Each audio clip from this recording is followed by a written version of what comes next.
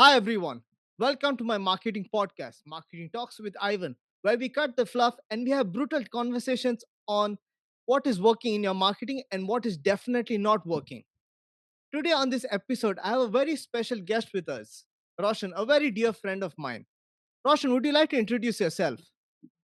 Sure. Hi, everyone. I'm Roshan here.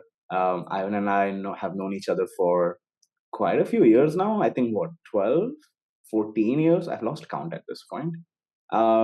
Yeah, I work in the HR analytics field, everything to do with human resources data, HR systems, stuff like that. I have about 7 years of experience within that field. And I'm very happy to be the first guest on Ivan's podcast. So, Mhm. the reason why I have brought you must be all wondering why did I actually bring Roshan for this podcast because he's from the HR field. On Mhm. my job on a daily basis I have different kinds of objectives so I need to meet, like whether it's purchases, whether it's leads or installs and all of this. But sometimes I'm so devoted or sometimes I'm so prone towards forgetting the basic customer needs.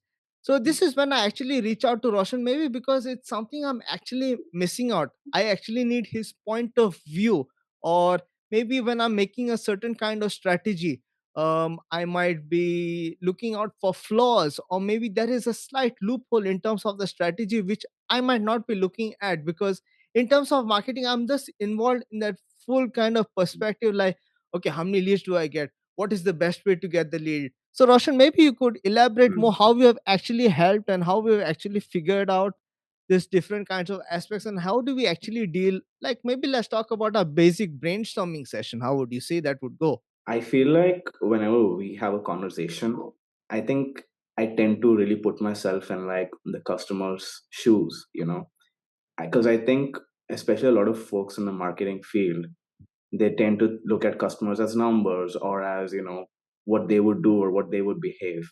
Yeah. So I tend to, at least in our conversations, I tend to tell Ivan about how I would view that product or how I would view that service rather than trying to think about what the general population would say, and I feel like that sometimes gives you like an interesting angle. How do you actually evaluate the Mhm. scenario? I think I tend to view it from the perspective of the consumer or the customer, because even though I work in HR analytics, like, and as part of my job, like, I have to share data and reports to people, right? So in this case, the managers and like the wider HR team, for example, are my consumers. So I have to think from their point of view, hey, what are the reports and KPIs that I would like to see? What kind of colors would make it seem easier to read or to differentiate? What kind of, visualizations would work in these sort of cases? So I feel like I try to bring that same perspective into, the brainstorming sessions that we have. Why do actually all of the strategies go for a toss? Where do they actually go wrong? And this is something that we have identified over our numerous number of conversations, like what do business Mm, owners actually do not look at, like what do they miss? An mm, unclear message, like mm, they do not understand what is an actual USP and what is an mm, actual feature. So let's take an mm. example.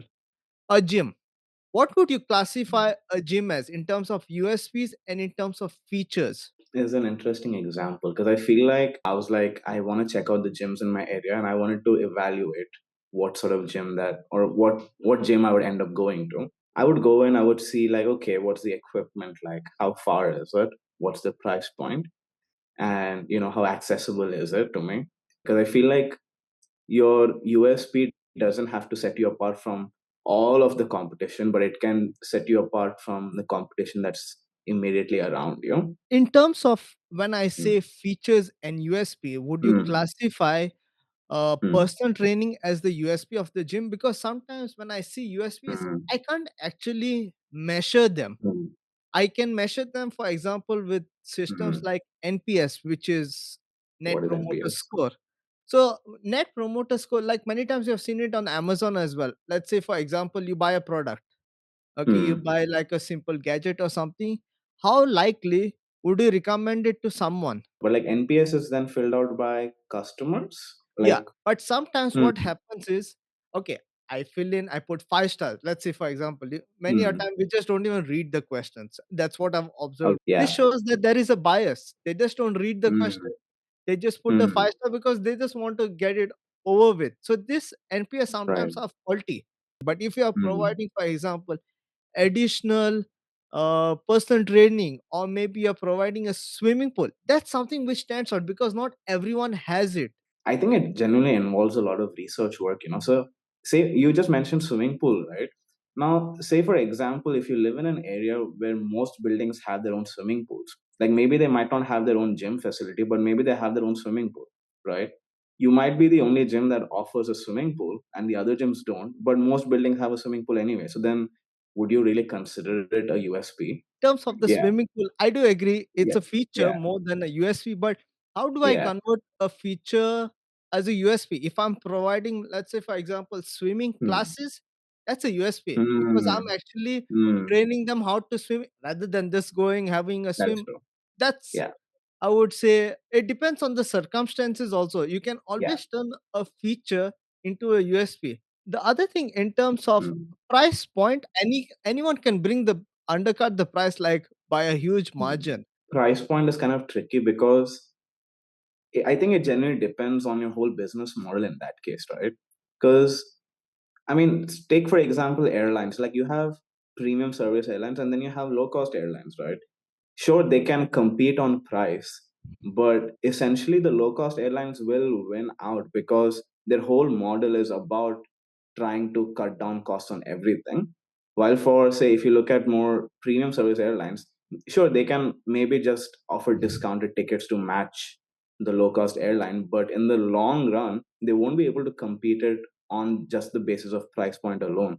So, as a short term campaign of like offering lower prices just to introduce people, it would work. But if that is not your business model, then I feel like it's kind of pointless to use.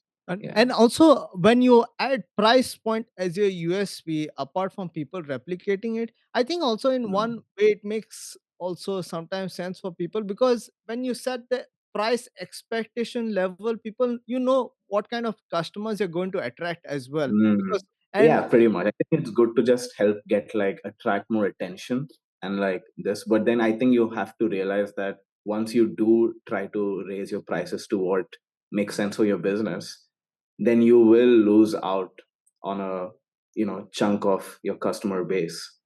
But also, I mean, I do want to talk about that NPS score also a little bit because I feel like most people, as you said, they just fill it out just because they're being pressured to say something and then just say it. They just say whatever ticks the box easiest just to get it over with. I think in these cases, generally interacting with the customers is what helps you figure that out. And I'm pretty sure the customer would be a lot more responsive. but there's a Yeah. drawback in terms of this. This is all Mhm. qualitative. I can't Yeah. measure it. That's the problem. What happens here? I might get all of it, Mhm. but then in order to decode whatever so there is a process which Mhm. we usually while we are checking in terms of qualitative, whenever we take interviews of customers Mhm. and all of this, in order to analyze this, we create something called as a code book. So each code Okay. represents something. So in the end, actually, you're able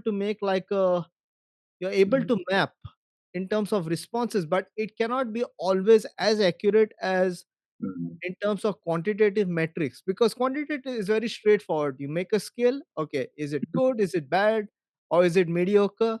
I feel like, yeah, but like qualitative data is very underrepresented. I feel like nowadays, especially in the last couple of years, we've shifted so towards data analytics and like, trying to measure every single thing.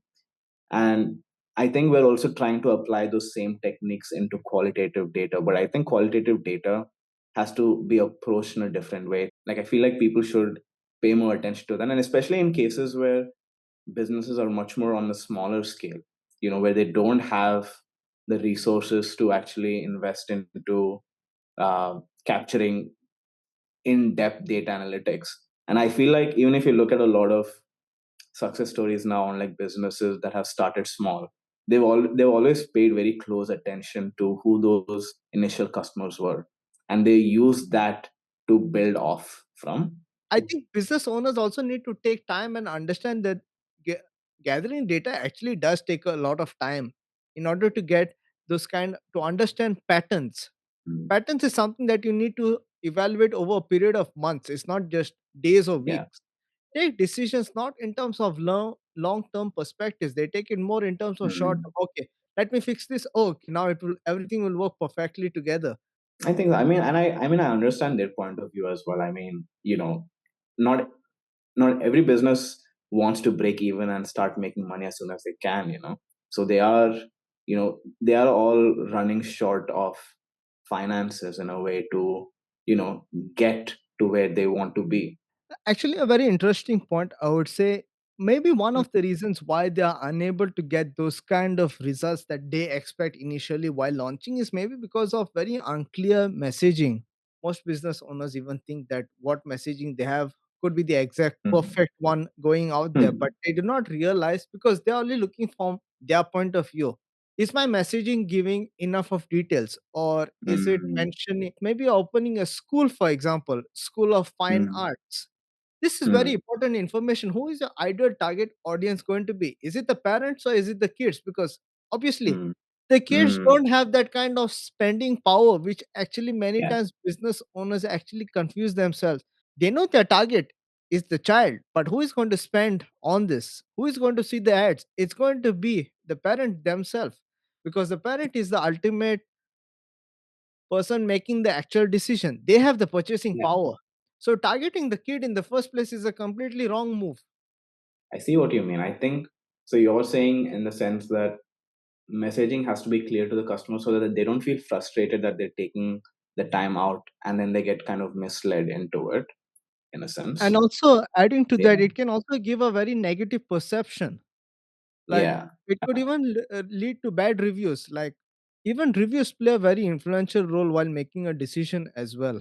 I think the main thing here is that they have to be very adaptable to their messaging. If something doesn't work, then don't try to keep trying to push for it in order to maintain your idea of the business or your idea of how your business should look like in the eyes of the customer. And I think also it's very important. Also, sometimes many business owners cast a wide fishing net because Hmm. they want to capture everyone's attention. They want more customers. Hmm.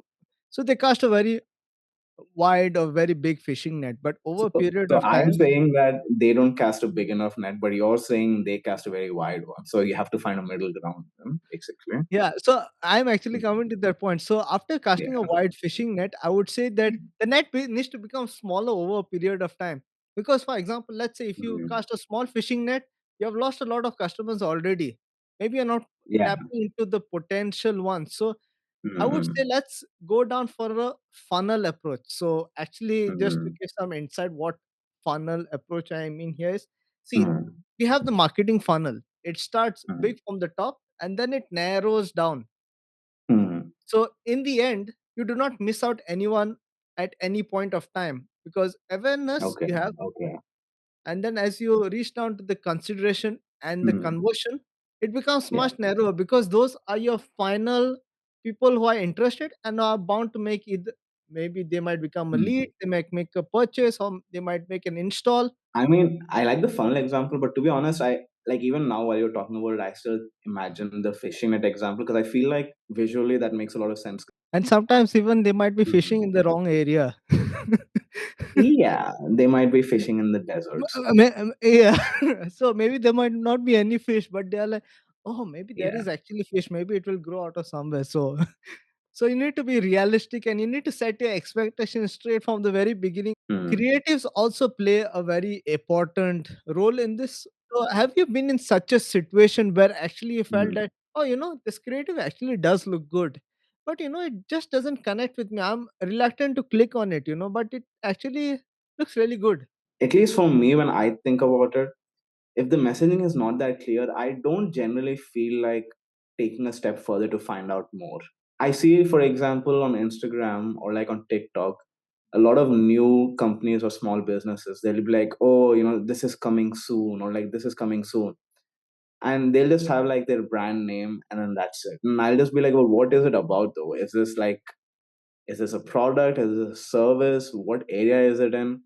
And because there's too many unanswered questions, I already lost interest in it. I think what I would actually say that it's missing actually a call to action, because a creative is divided into three parts. Apart from the Hmm. actual creative, there is the heading, Okay. the subheading, and what is the actual call to action. Is it for Hmm. it could be like, let's take the example for the concert, limited seats, book now. Sometimes Hmm. also it's important to mention, like even for the concert example, what Hmm. are the payment options available, is it visa, is it debit card, and all of this needs to be mentioned. Otherwise I'm Hmm. going there and I'm like, oh, the payment needs to be done in cash.